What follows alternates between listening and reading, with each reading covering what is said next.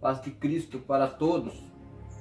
Muito bem, meus amados irmãos, voltamos aqui para dar continuidade ao nosso estudo bíblico, a qual estamos falando do Tribunal de Cristo, onde na primeira etapa nós terminamos em onde eu falava de que o apóstolo Paulo estava considerando em que alguns obreiros da igreja de Corinto estavam ali todos ocupados em edificar sobre o mesmo fundamento, e esse fundamento é Jesus Cristo.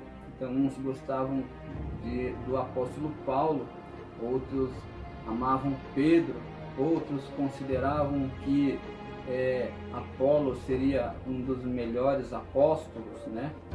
Então a gente terminou aí aquela primeira etapa e hoje estamos aqui para darmos prosseguimento no mesmo assunto. Portanto, o texto referido ao qual estamos estudando é 1 Coríntios, capítulo de número 3, e os versos a partir do versículo 10 até versos 15, né? E, portanto, chegará o dia em que virá o dia de testes, onde quando o valor das obras de cada pessoa vier à tona, vier ser declarada, onde o dia a declarará. Quando a obra cristã ela é testada e provada, boa parte dela não sobrevive ao teste. Mas no dia em que Jesus voltar, tudo será testado e provado, declarado de modo final, aonde o seu verdadeiro caráter será visto, não de forma como parecia ser, mas como na realidade ela é. E agora até pode ser bom, mas qual será a sua aparência naquele dia, onde haverá muitas surpresas, mas não terá como escapar deste teste?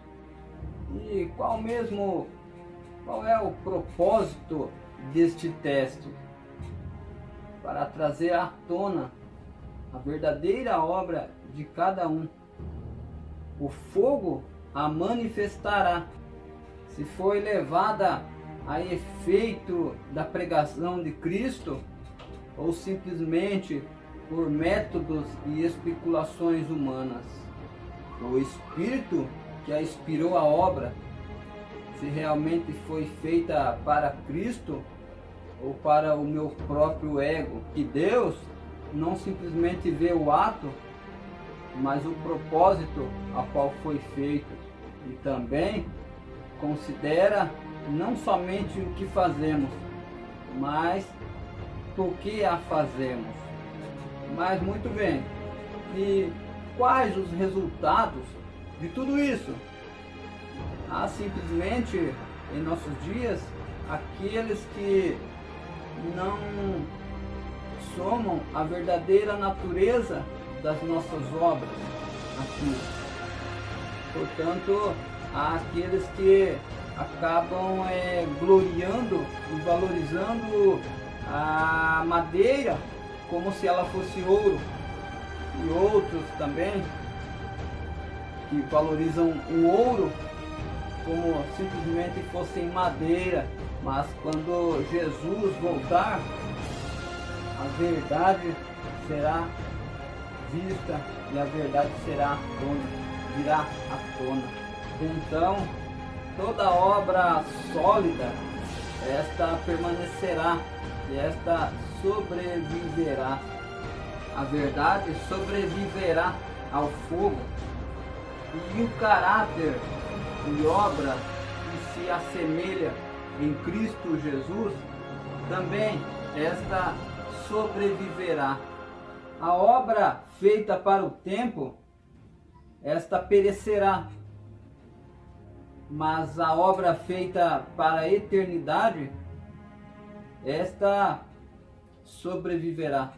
O teste pelo fogo ressaltará na verdadeira qualidade de todo o trabalho de um trabalhador, aonde o edificador receberá um galardão por sua obra permanecer e ser reconhecido como um bom trabalhador, como um bom edificador.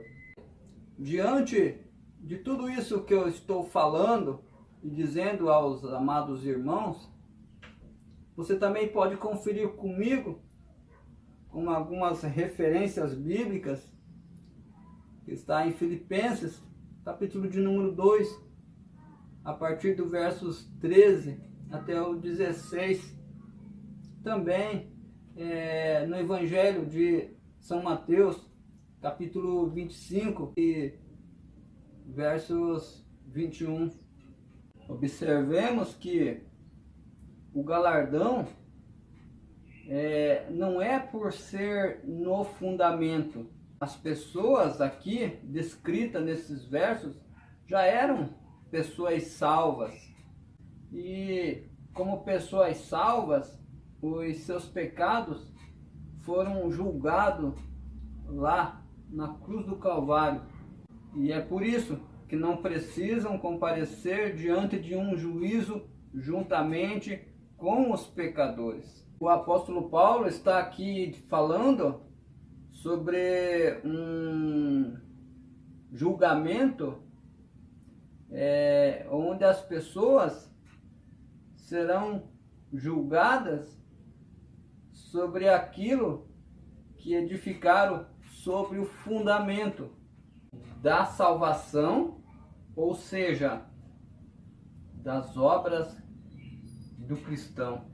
Segundo o que está escrito, o que o apóstolo Paulo escreveu aos Efésios, capítulo de número 2, a partir dos versos 8, ele vai tratar sobre a salvação. E salvação, ela é um dom de Deus e não um galardão. É o serviço cristão que será levado a efeito após a salvação, é que será recompensado. Notemos então que o fogo do momento não é o fogo da ira, mas este fogo ele testa o ouro e também testa a prata. Não somente queimará os materiais inferiores, é o fogo do refinador e não do consumidor. O material fraco será destruído e toda obra movida pelo espírito de egoísmo, mundanismo, inveja e quaisquer outras ações tribulacionistas daqui será destruída. E se a obra de alguém se queimar, o tal sofrerá detrimento, mas o tal será salvo, assim como que pelo fogo, aonde o edificador ele ficará contente por apenas poder escapar com vida.